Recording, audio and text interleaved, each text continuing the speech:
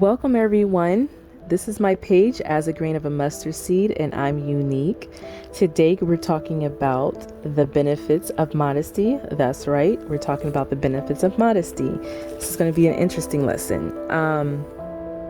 Before we get into it, I want to make it clear that I'm not really defining exactly what modesty is because there's different thoughts on what modesty is. I'm not going to even say thoughts. I've heard many women say that the Most High told them that they shouldn't wear certain things. Some will say, look, the Most High told me no longer to wear pants or form-fitting attire. And that's what they go with. I've heard women even go further and they will say, look, not only are we not supposed to wear pants, but we're not supposed to wear earrings, braids, makeup, etc. I'm not here to say exactly what modesty is, because I'm still on a journey myself when it comes to what exactly modesty is. I've made a few changes, absolutely. But I'm not going to say that, okay, you shouldn't be wearing earrings, or I'm not going to say, hey, it's okay to wear earrings, because I'm still on my journey with the Most High. However, I've heard many women say that we shouldn't be wearing heels, we shouldn't be wearing braids, we shouldn't be wearing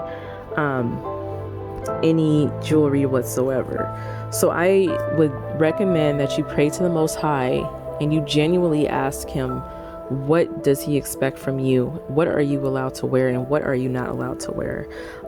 In my current journey, which may change, it may not, but I'm not telling you what to do, but I'm telling you what my current journey is. I was convicted last year when I was going through, when we were in the quarantine stage in 2020, when the whole Corona thing came out. I did a whole lot of fasting, studying, and praying. And I've reached to the conclusion during that time that I should not be wearing pants. And one of those reasons I came up with that, I didn't really come up with that, but one of the reasons I decided that is because I remember I would see a difference on how people reacted to me with me wearing pants versus wearing a dress. I noticed that men would stare at me longer, and I'm a married woman as well. I want to put that out there. I'm a married woman. So the Bible says, you're not supposed to lust after a married woman. That's adulterous and that's very sinful. So me being a married woman, even if you're single, this is what you should be doing. But I feel like it's a double whammy when you're married. I noticed that when I would wear pants, men would stare at me more. They would give me less eye contact when I had pants on. I noticed when I would wear a dress that was longer and not like, form-fitting, I would get straight eye contact from men when they would see me. They wouldn't be so focused on what my figure is. They'll be looking at me straight in the eye. So I made the conclusion that I'm not going to wear pants anymore. And if I do wear pants, I'll wear a long shirt over my pants so that I'm not attracting any unwanted attention that's sinful. And one of the things, just being a woman, just us being women, that I'm going to get into is that us as women, when the Most High made us beautiful for the man, and he made us curvy, that's appealing to men as well. And when we wear things to amplify that, that's a sin, honestly, because we're tempting other men. And sometimes it's other women, because there's some women who but we're tempting others into lusting after us.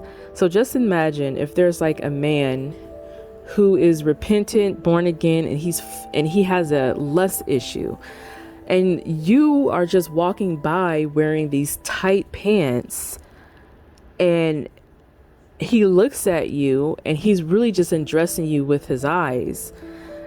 And you kind of ask yourself, well, who's responsible in that situation? Is it the guy that just keeps lusting after a woman every time she walks past? Or is it the person that's wearing something that is causing that other party to lust after you?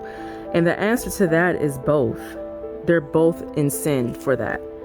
So when you're wearing, you're being a temptress. When you're wearing certain things, even if it's very common and not a big deal in our society, the Most High never changes. So when he says, oh no, that's inappropriate, no, you need to cover that area, you need to cover that area, it's for a reason. And in the Bible, he makes it clear that he wants us to be modest. In fact, there was a story in the Old Testament where the women of Zion, the Israelite women, were actually punished for being so haughty. So just keep that in mind.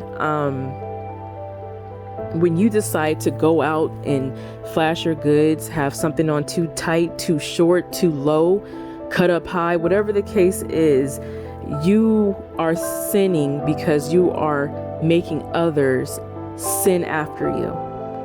Okay? It doesn't matter. You know how we say you can look but don't touch? No, they're not supposed to look at all. Okay? We're being seductresses. Okay? So not only is it bad for the other party when we dress like this, because it's also bad for us, because as women, if you're looking for a good man and all you're wearing is tight attire where a man can see your God-given figure, you're attracting bad attention. If you're looking for a good man and you're wearing something that shows your figure, all that man is doing when he sees you is he's lusting after you. He's thinking about sex. Okay? When a man approaches you and asks for your number or flirts with you, the real reason they're approaching you with that is because they want to take you to bed one day. That's the purpose. It's not because they're looking at you saying, hey, she looks like she's sweet, she has a big heart, she seems virtuous, I would like to marry her. They're not looking at you like that. They're looking at you as a woman they would go to bed with. Okay? So you attract bad attention for yourself. So say if men are always approaching you, a man approaches you, say if there's finally a man that you're attracted to and he say, hey, let's exchange numbers, and you guys do, and of course he's going to say, eventually he's going to ask, if it's not right away, he's going to eventually ask you, to fornicate with him. He won't say it in those words, but he's going to want you to go to bed with him eventually. And if you are saved, you're going to say, you're not going to want to do that, but you'll be tempted into it. You know what I'm saying? And say if you are tempted into fornication, what comes up after that? After that, you could have an unplanned pregnancy where you'll end up possibly being a single mother, possibly going to the abortion clinic. You can end up with an STD. And even if you don't end up with any of those things, think about the spiritual aspect, which is horrible. When you lay down with the man in a bed, in an unwed bed, and have sex with him, you are exchanging demons. You are partaking into something that is demonic and not of God. So when you do that, you're whatever issue that person has is now on you. Say if that person has an anxiety problem and you have sex with that person, suddenly that anxiety is all over you. Suddenly you're more anxious. Suddenly you're just not the same. Many people will sleep with someone and never be the same after sleeping with that person. Because it's such a spiritual aspect. Sex is a spiritual exchange, and you have to be careful who you do that with. And when you fornicate, you're just going to lose. It doesn't matter. It just doesn't matter who that person is. If that person believes in God too, fornication is fornication. It doesn't matter if he's talking about marriage. Fornication is fornication. If you guys are not married and you guys are up in the bed, you are opening the doorway for the demonic realm to plague your life. Okay. So on that aspect, the benefit of being modest is that you're not attracting or so much bad attention. Okay. So just imagine, it's better for the public for you to be modest, and it's also better for yourself to not attract fornication and sin. Okay, so I'm just saying, like, it's very serious as women to be modest. I understand it on a level that I never knew in the past, and that's why I'm sharing this with you guys. When we're modest and we attract a man, they might be just attracted to you because you're nice. You're just pretty in the face. You're nice. They want to get to know you. They're looking at you straight in your eye. That's when we have that genuine attraction. Whether you're cute, whether you're exceptionally cute, kind of cute, not cute, whatever spectrum. When he approaches you, he's not thinking about sex, or hopefully he's not thinking about sex. You still have to be careful, but you get my gist. You're more likely to attract a man who's genuine when you are wearing modest apparel, okay? And that's what we want. If you want to have a husband, you don't want to have a husband because you brought him into lust and he just wanted your body. You want him to genuinely love you for you. And then sex comes after you guys get married. Okay? And when I really think back on it, just us women, when we read our history in the Bible and we see exactly how women played a role in the destruction of the earth, you're gonna be like, let me just change these clothes. I don't think I want this shirt to be too low, or I don't think I should be wearing pants anymore. When we think about Eve, let's just start off with Eve. Eve, she was this beautiful woman. I just imagine her being beautiful. She was the first woman on earth, but Adam loved her. He liked her so much, and she was able to tempt him into eating the forbidden fruit. And that caused the destruction of man. That's when death occurred. That's when we start eating animals and so forth. And then we fast forward, and now I'm not sure if you guys are aware of this. This is not really a common book. A lot of people know about it. Some people don't. There's a book of Enoch. Is one of the missing books of the Bible. And Enoch is referenced in the Bible, if you guys are wondering. But Enoch, in the book of Enoch, you can get yourself if you don't have it. They talk about the fallen angels and why they became fallen angels. And the reason they became fallen angels is because they were watchers, right? So they watched people on earth and they kept a close eye on them. And then suddenly they saw a woman and they lusted after the woman and they wanted to have sexual intercourse and have kids with the women. And they knew this was a sin. So what they decided to do is betray the Most High. They made an oath on Mount Hermon, and they went and took them wives, fallen angels, and they literally conceived with human beings. And I'm not sure if those women were wearing something immodest. I don't know what made the fallen angels lust so much after the women, but because they did that, the women gave birth to Nephilim seeds. I think the women even turned into something else. They weren't really human anymore, but the women even gave birth to something called a Nephilim.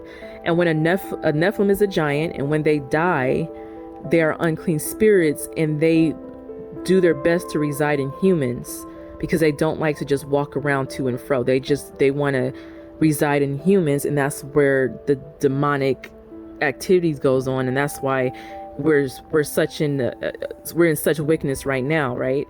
So that's another destruction that happened on the earth. It was first Eve, and then it was just the beautiful women walking the earth, and that the fallen angels kind of looked and they lusted and they were tempted, and then they came down, multiplied, and now it caused even more unclean spirits and more demonic oppression and possession in us as human beings.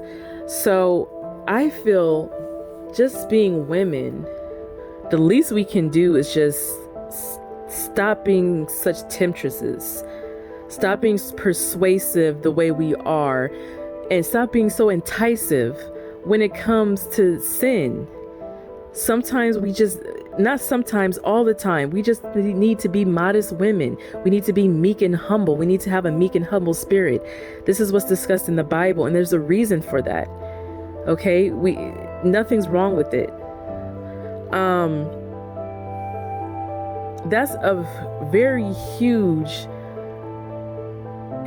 downfall in mankind. And it's almost like if it wasn't for our existence, Adam would have still been in the Garden of Eden. He probably would have been a little bit lonely, but he would still have everlasting life. And we cause a whole lot of destruction. So my whole point is, nothing's wrong with a woman being modest. The benefits of being modest is just sitting down somewhere, stop enticing men, stop causing situations, and just it's just like a win-win situation. Me being modest is good for my soul, because I'm not attracting anybody, and I'm not going to fall in love with the wrong man from me attracting the wrong person. And it's good for you because you're not going to look in my direction. I'm not going to cause you to sin. So when I go to the Most High, he ain't going to say to me, hey, because of you, this person is going to hell because you was wearing these tight pants, because you was doing this, you have this bright red lipstick, you were being a seductress. You guys excuse my dog. That's my dog barking. You were being a seductress, and he will throw you into hell for that. So my whole point is, it's not worth it. Just dress modest, ladies. That's all we have to do is just be modest, and, on the spectrum of modesty, just pray to the Most High. Ask him, I stopped wearing makeup too. So ask him, do I need to stop wearing makeup? Do I need to stop wearing pants? Do I need to stop wearing jewelry? I still wear jewelry, but who knows, that might change one day. And I think it's very, very important to read the scriptures, meditate, pray on it, and find out what you need to do to be modest, because it's very beneficial. It's beneficial for your soul, your life, and everyone else's. Okay. All right. Well, I think that's all for today. Thank you for listening, and I hope that you like my page, subscribe, hit the notification bell, and please share it on your platforms, on your own public platforms, if you like this video. Thanks a lot. Bye.